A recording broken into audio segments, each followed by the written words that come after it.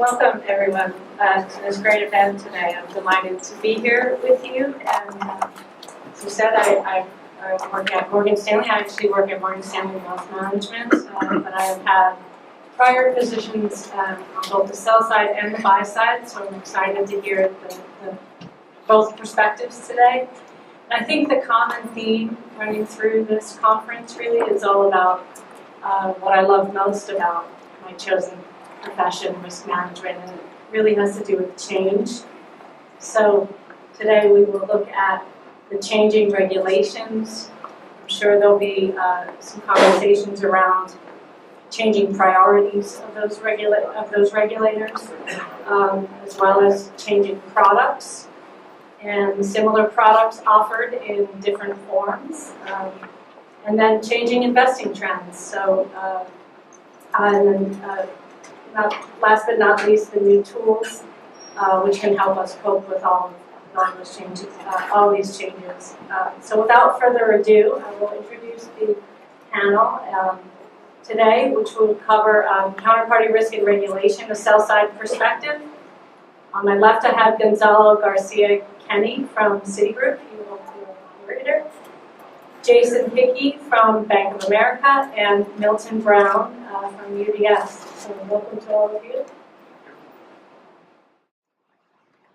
All right, my name is Gonzalo Garcia-Kenny. I'm the head of the US Counterparty Optimization, Portfolio Optimization Group. It's a CVA desk and structuring group for marketing offerings.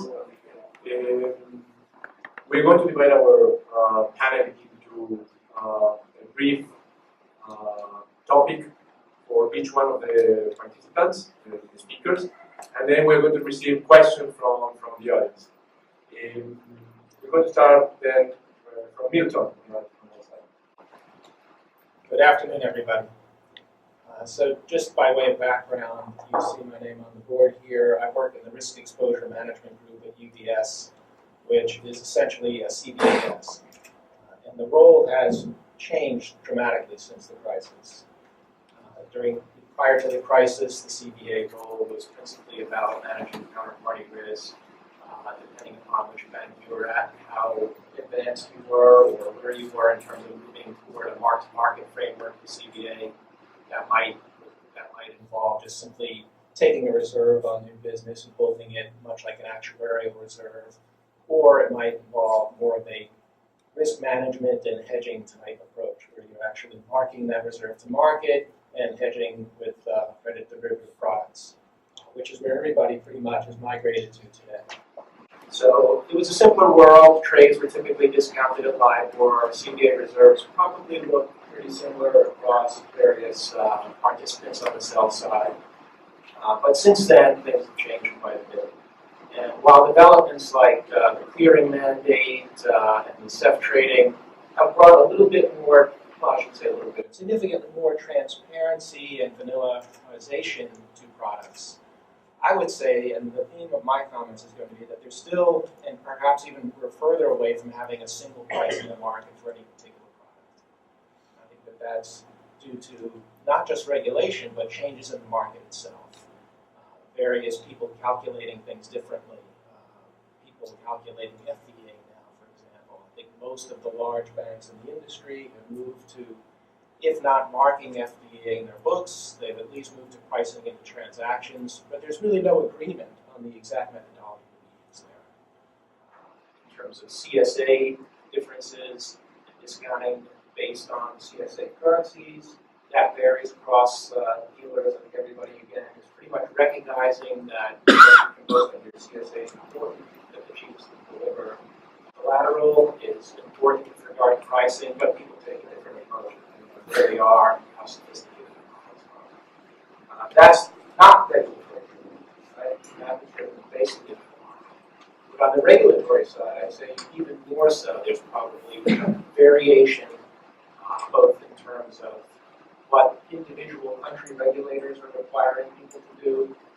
For example, when it comes to CVA for RWA in the EU, banks do have an exemption for certain end users, whereas in the US or in our country, Switzerland, we don't. There can be different differences in terms of what model you're on, if you're on a standardized model versus an advanced model. So all of these things have created a kind of a market where people will not necessarily have the same price for the same transaction. And I think for the buy side, that's probably frustrating because it's not what you expect, it's not what you want either. Again, clearing and electronic trading helps bring us back to that, but even with that, I think that because people are using different models and perhaps valuing capital differently, looking for different returns, even having different overhead costs, you're still going to see variation in pricing. Great. Now we move to Jason Hickey. Give them some background about himself and also talk about the risk management perspective. Thank you. My name is Jason Hickey. I'm part of the Global Markets Risk Organization at Bank of America. My principal responsibilities involve covering the issuer risk for the debt securities portfolio across the credit spectrum, excluding Asia. I also have responsibility for the structured credit businesses from a risk management standpoint globally, and also have market risk responsibilities for our special situations and credit trading areas. In terms of the pending collateral rules as they pertain to some of the more complex credit derivatives that I deal with, I just wanted to touch upon some of the implications that I think we're already seeing based upon some of the regulations and implementation of central clearing and collateral rules, but also what impact that might have from an issue risk perspective relative to any type of hedging activity that we want to deploy, whether it be in a single security position or whether it be on a larger, more concentrated issuer position within the bank. From my perspective in general, and obviously I don't trade, I approve trades that are outside the norm or are complex.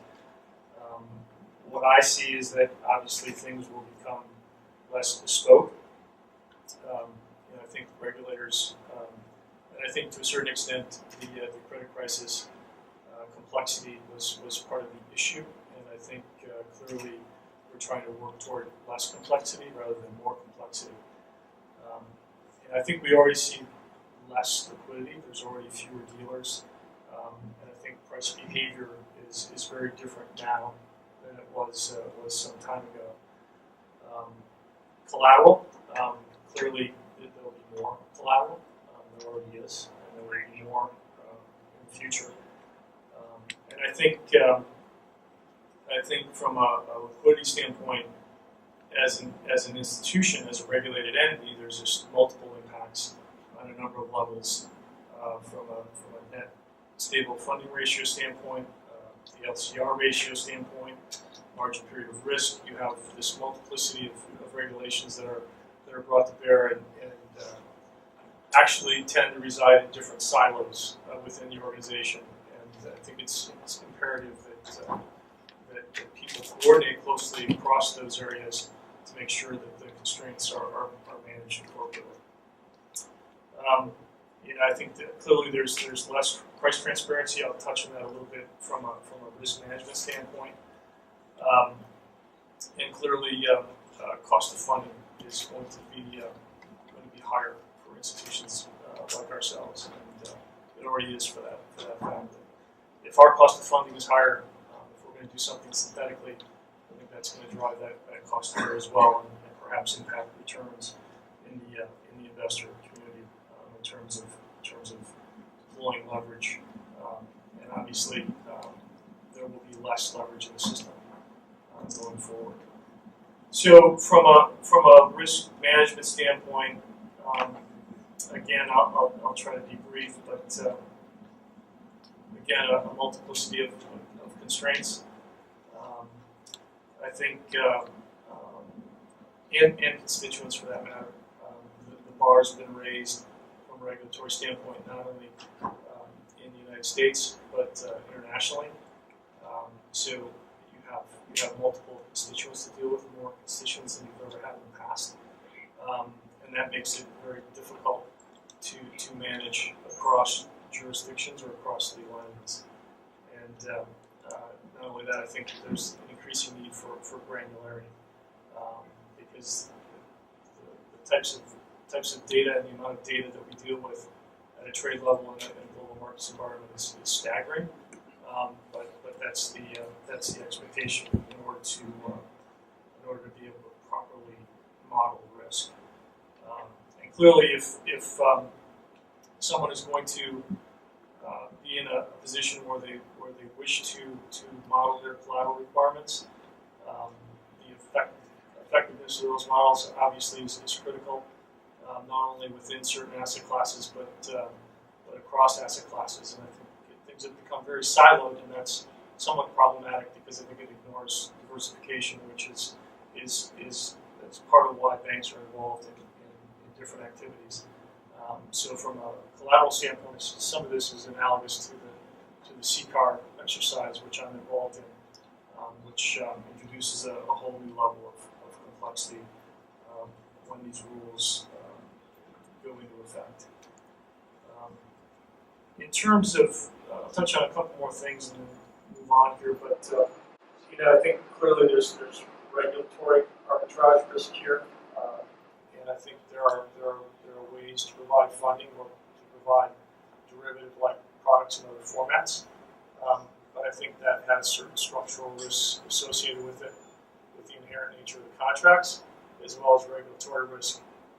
If you're involved in a strategy that achieves the same thing as a derivative, but maybe has a different capital treatment. So I think there's a need to be very mindful of those circumstances and consider them carefully if and when a regulator were to look at that type of risk.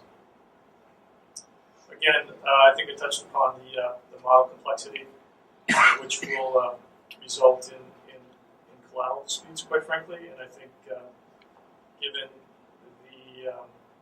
the netting sets, the amount of trades, the margin period of risk, collateral disputes, all these things tend to impact counterparty capital in a way they probably never have before.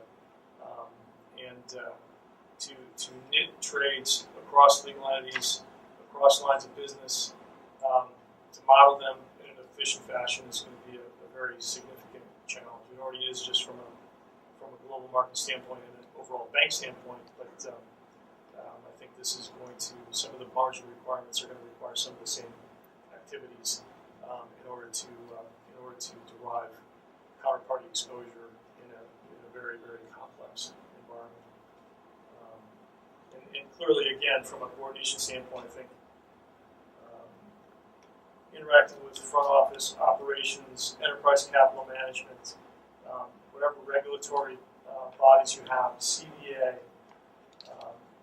all of that has become a lot more complicated in the past today than it was in the past, which I think is interesting. But I think there's clearly been a lot of change over time. I think generally risk management practices have gotten substantially better. I think we're better at calculating our exposures and our potential exposures and understanding where our gap risk lies. But I think there's also certain risks in a concentrated dealer community where there may be less price transparency, there may be less liquidity, which gives rise to a different set of risks going forward. So. All right. So we discussed through Milton the CVA perspective, how these new changes are affecting and how dealers, banks are including that in the pricing, almost on a case-by-case basis.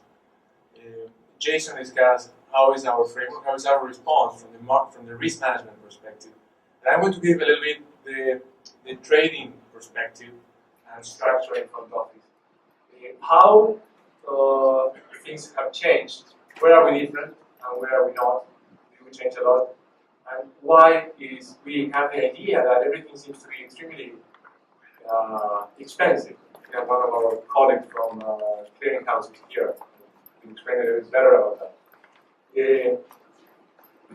As a background, in 2009, one well-known magazine, conducted a survey among top banks, dealers across jurisdictions, US and London actually, and asked what was the most significant event for 2008.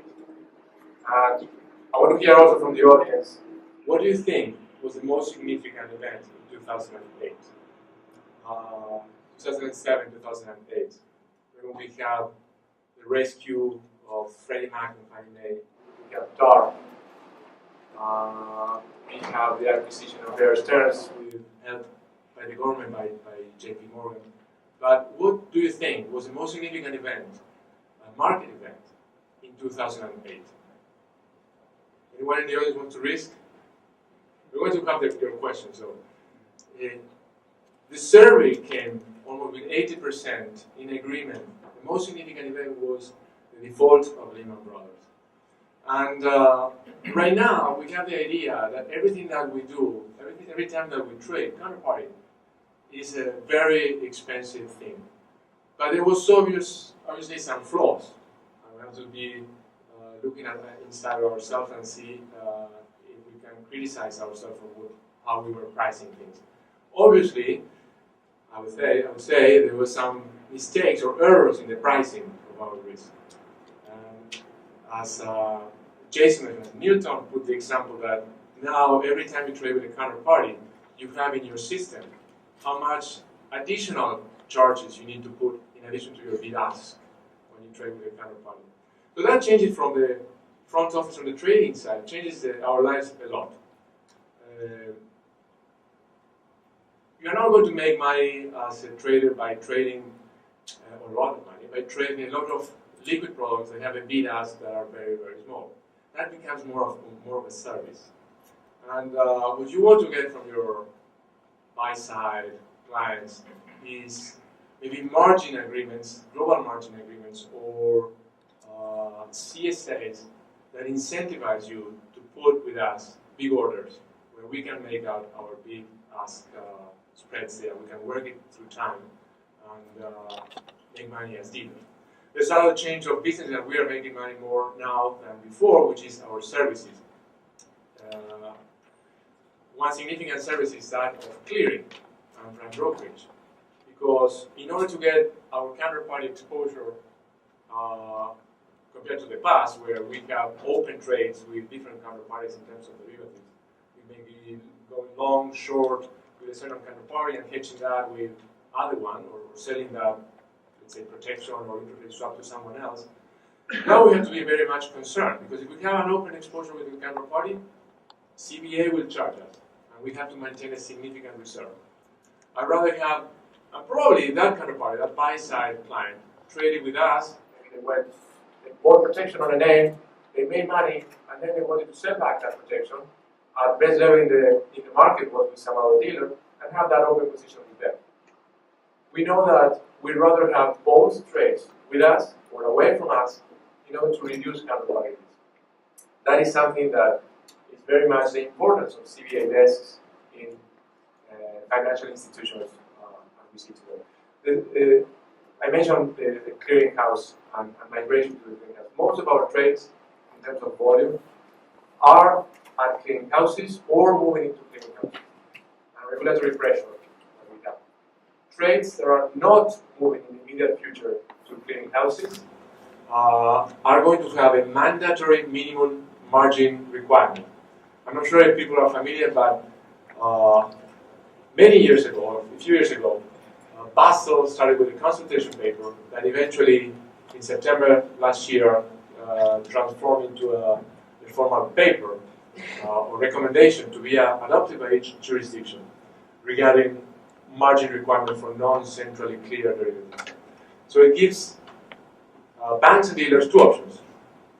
One, you use a schedule, and trade by trade, you charge percentage over notional. That is extremely punitive. ISDA made a good analysis that it would add a cost of $8 trillion from significant participants in the market. So that's something impossible. The second choice that Basel gave was you can come up with a model that optimizes that margin, but that model needs to afford 99% confidence interval over 10 days, and a few other requirements. So each jurisdiction needed to validate and regulate more specifically those type of rules.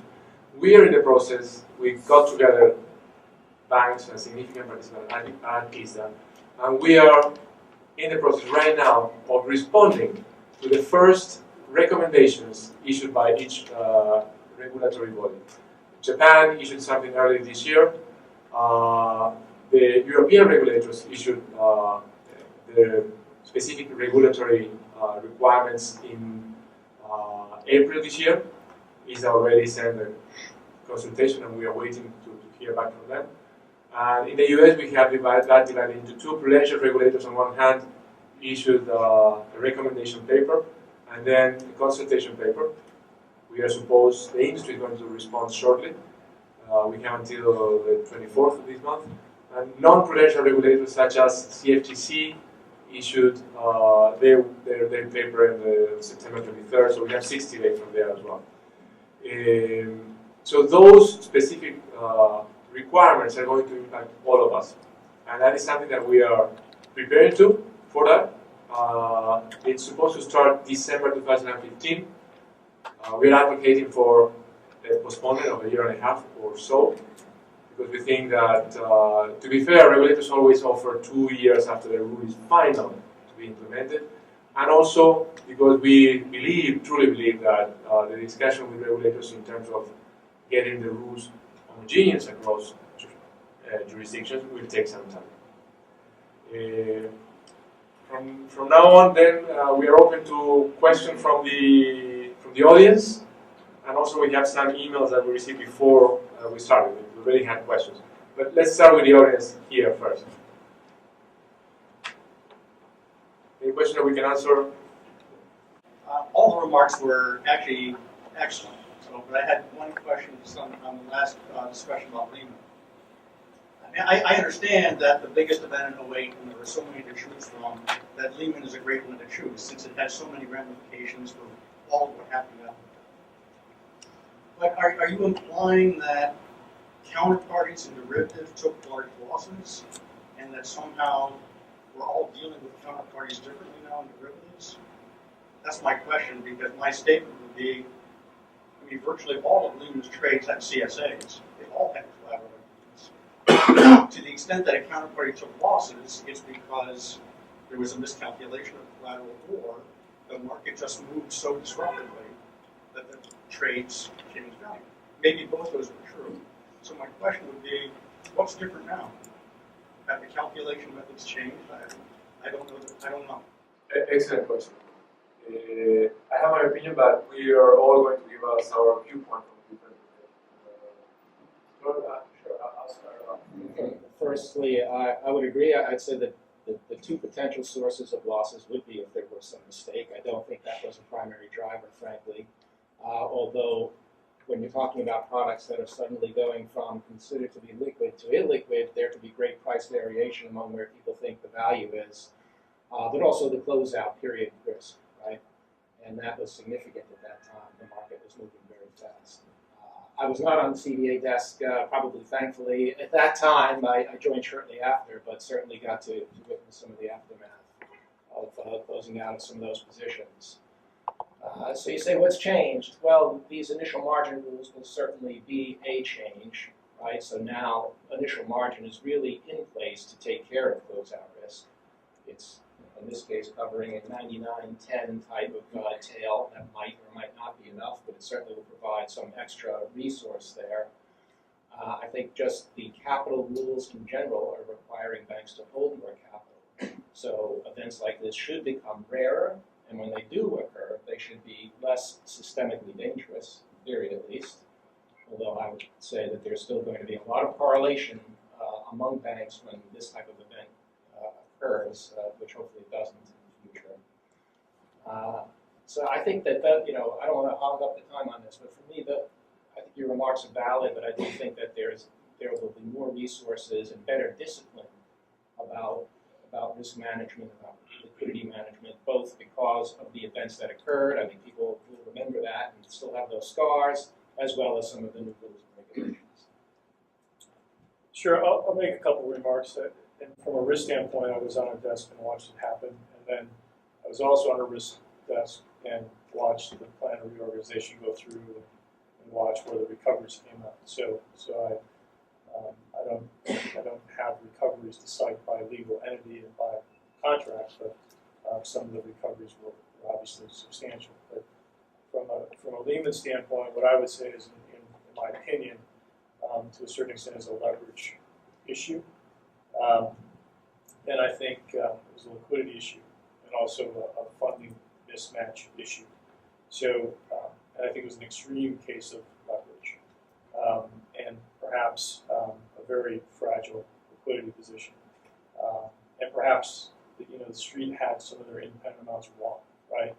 So, if you were very aggressive on margining, particularly for any kind of non-standard contract, you were the first to call, and you were the first to call aggressively, right? So, and I think once that occurred, particularly when you're dealing with less liquid products, the price behavior changes. And I think that's some of the things we were talking about. So, in my view, those are some of the key events. Was it even the only reason for the financial crisis? No, but did it expose certain? Was it the one event that exposed certain elements that were wrong? Probably yes. Yeah, I have only to add to that. I agree. I was one of the ones that responded. I was at the trading desk, and I thought that was the most significant event there. Why it happened? Yeah, well, maybe it's leverage, as it was said. Why are we different now? I think the following. Imagine at the time of Lehman, we have Citi, Bank of America, Merrill Lynch, and UBS. Right? And suppose that you are a client of us. I was trading credit for swaps, so you maybe buy protection from us. Right? So you buy protection from me, and then I need to hedge. I want to end up flat at the end of the day. I buy from him. And then you end up your trade, whatever, you made money, and you hedge up or tear up your trade with someone in the market. And the best rate was from UBS. We are facing each other many different times. Right now, we move a lot of that into facing only one counterparty, which is a clearinghouse.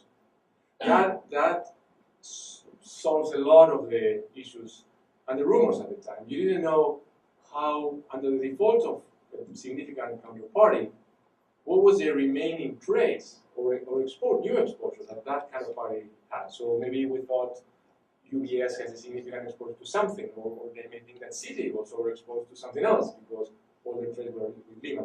Now that problem is mitigated to a certain extent because most of the products are in the clearinghouse.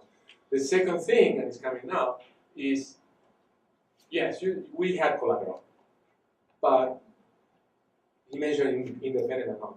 Across dealers, even today, we don't collect a lot of independent amount. We collect the variation margin, yes, we have the value of the trade. But to unwind the trade, it's not just the value of the trade today, but if it takes you a few days, that independent amount, that initial margin, or whatever it's called in different organizations, give you some extra cash and money to weigh that volatility over the next few days.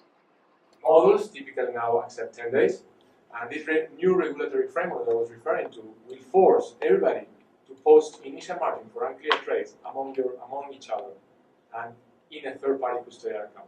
So I think that also mitigates what was that. If there was, and when we responded there, maybe we responded to what was an individual event. Maybe the root of the case was not the Lehman default, obviously, but we thought that was a significant event that added to volatility.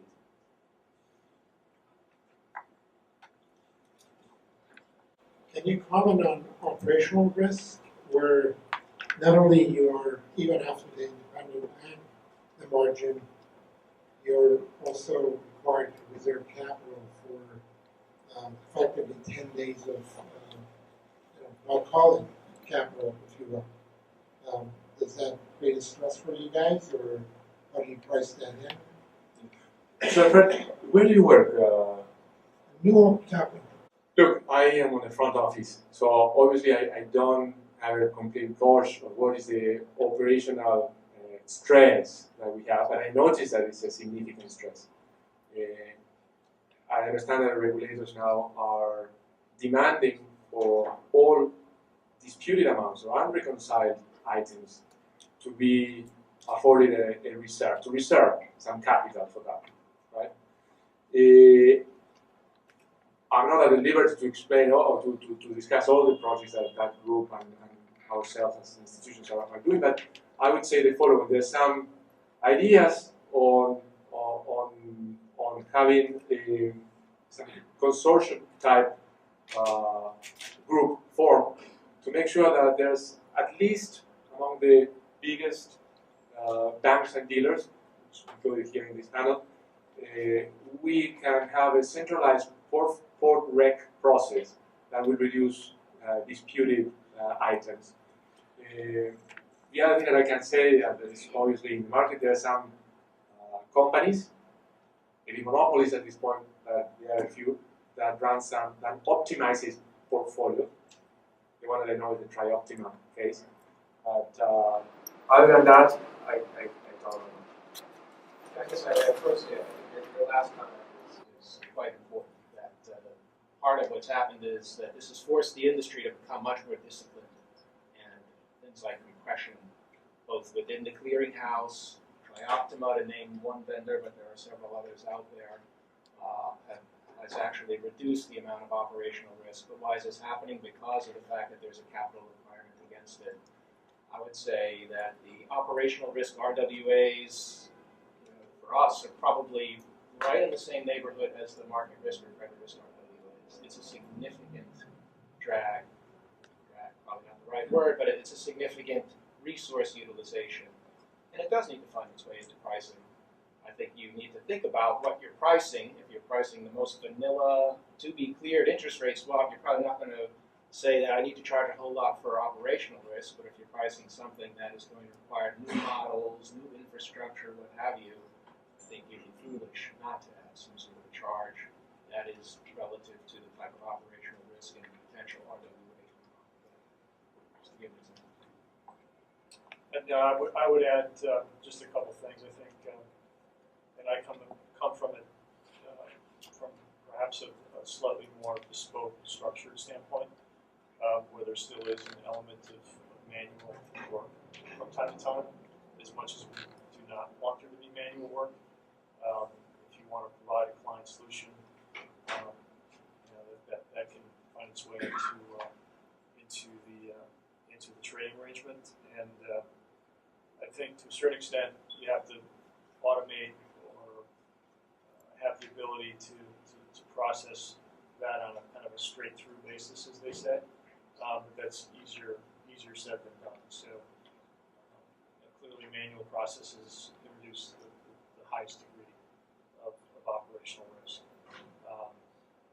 And obviously, some of the other things that have been said about netting set, the size of the complexity of the trading portfolio, and the impacts that could have on exposure and capital are all very material now. So particularly with a complex institution, it has to be a very, very critical focus to get it right, because it has consequences. Just quickly, are you considering regulatory capital solutions coming from the outside industry, if you will? Essentially, you're seeing that there are obviously some hedge funds or audience that will provide that kind of capital. For operational risk or in general? No, for essentially the capital that's required for the way the OCC is requiring your regulatory, essentially whether you charge for it or not, and whether you manage it or not, you're still going to have to put up the capital for it. You're trying to minimize it, that's fine, but this very prescriptive method of calculating the regulatory capital required against operational risk, which is you fail to call for 10 days margin, and the dependent amount is not even part of that equation. So are you alluding to structures to lay off operational risk? such as insurance or you know, I don't want to say cocoa, but you know, something along those lines, contingent payoff structures, because I think people have looked at that. I don't have a lot of personal experience with it. Don't know if our bank has done it or not, but I think that that's certainly something being discussed at a minimum. I think your challenge would be pricing it, right? Pricing it and making sure you get the recognition you want, right? I mean, for me, the price would probably be a function of the recognition. I know The regulators have to agree that it's not absolutely. That's not something I think we would enter into without our supervisors taking a good hard look and saying, yeah, this is fit for purpose. So there are some, and there are some hedge funds in the market that offer that type of service. Obviously, very interesting capital relief. Whenever you want to reduce the counterparty risk for counterparty, you obviously need to buy protection, right? Sort of protection, and maybe you can buy protection on a portfolio of names through CDS, or you can structure that through the tranche of the CDO. And yes, there are in the market, maybe on the buy side, that could be explaining some of these funds do it. But yes, there's a service or a product that is offered where that fund sells that protection to the financial institution that is needed. It's a bespoke tranche, and they would manage that through the standard index tranches. They hedge that. They take the basis on single names, or they hedge single names as required. Typically, are other financial institutions, so they trade in the CDS market. That I've seen that it's in the market, but there are not a lot of players, so maybe more players are needed. I agree. Yeah, I think Gonzalo makes a good point. There's one thing I'd add that I think is different when you're hedging a position that's held within the bank, whether it be a loan, a security, etc.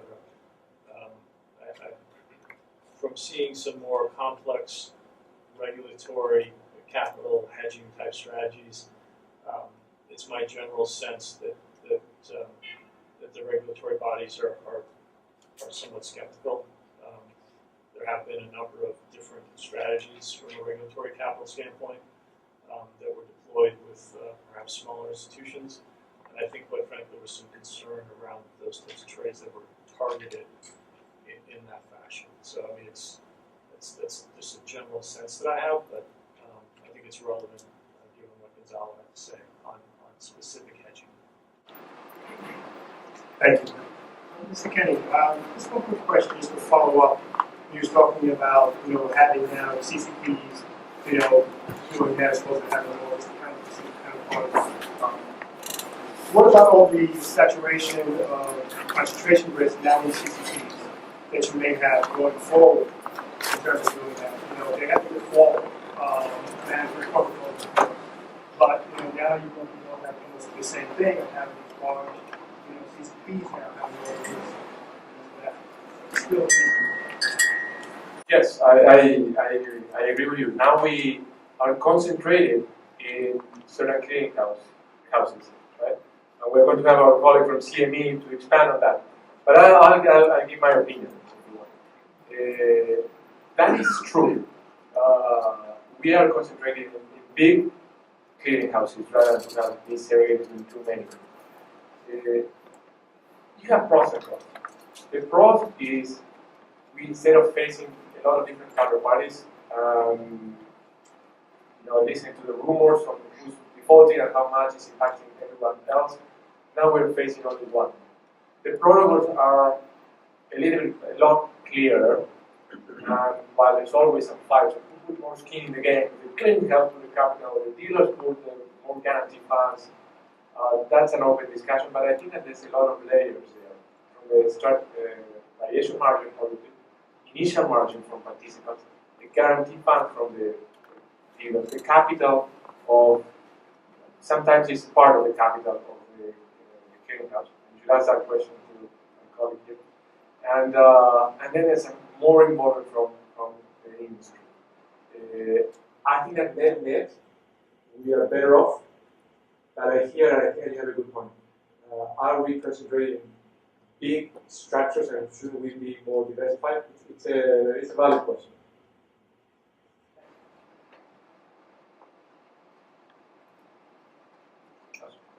just add one quick comment. I would say that from a central clearing party standpoint, I think it is the independent operator, right? And from a structured credit standpoint, initial margin from my vantage point is what saved us in the credit crisis. So now it's becoming more systemically implemented, which I think is interesting. But it's getting the independent operator, which is always a threat. Circumstances can certainly change quickly. I would say, from my counterparty trading, that think about an ideal world, there's one clearinghouse and every leg of every trade gets cleared, right? And if that happens, it doesn't look very risky because everything's in a very balanced portfolio of the clearinghouse. Unfortunately, unfortunately, but that's just not reality, right? So one of the best things that I think the industry can do now is work with clearinghouses and various third parties to try to rebalance risk among members and across clearinghouses to bring that risk down. I think that's a very simple thing to do. It just takes getting everybody on the same page and actually not necessarily importing trade, but you can offset your risk by just trading from one clearinghouse to the other. So you're doing a pair of trades that in and of themselves are perfectly offsetting and at no risk to you from a trading desk standpoint, but they shift the risk around where it belongs. And we're starting to see solutions emerge from the clearinghouses and the third parties doing it. And I think that's very promising. We take one of the emails. Okay, this is for the panel in general. How did Dodd-Frank and new regulations impacted you personally? Yeah, I think that might be the full employment act. You want to get personal? I hope so. But from a professional standpoint, I think it has made the role of my team more valuable after that. I think in my early remarks I talked about how we were credit risk managers within the trading world, managing CBA. Now it's much more than that. We're basically leading the front office in terms of what price we put on things. We're helping the front office figure out what is optimal in terms of reshaping counterparty portfolios or backloading to clearing in a way that's efficient both for us and our clients. So for me, I know it's not been the greatest development maybe for the industry, in terms of a top line or bottom line as a whole, but for me it's been very exciting and it's actually opened up a lot of different avenues and it's brought, what I like about it too, is it's brought a lot of discipline that was lacking pre-crisis to the management of these portfolios, making sure that economic profit is paramount, not just top line revenue, and making sure that risk is appropriately priced. I would agree. I think there's a degree of regulatory expertise here in terms of being able to tie together trade impact on RWA, trade impact on stress VaR, some of the counterparty issues that we discussed. So there's just, as I indicated, there's just far more binding constraints, and to the extent that you understand the regulatory regime and the impacts of certain types of trades and where capital might move in a particular circumstance or based upon a certain trading strategy, I think you can add a tremendous amount of value and be much more integrated with the business from a risk standpoint. And the regulatory oversight is much keener. It's, I would say it's, not going to put this delicately, I think it's the level of scrutiny and intelligence and sophistication that's continued to improve. And there's always a higher bar from a reporting standpoint and from a risk framework standpoint. So those are all positives. I agree with my colleagues. How this impacted the front office, I would say there's some business that we don't do anymore, proprietary trading, for instance. There's some products that we don't trade anymore. And there's some others that became more liquid. Liquid in the sense of we discussed operational discrepancy, but discrepancies in general. Everything that we clear, we have one single settlement price. And some of the market data vendors that used to be not that accurate in the past, market partners or some others.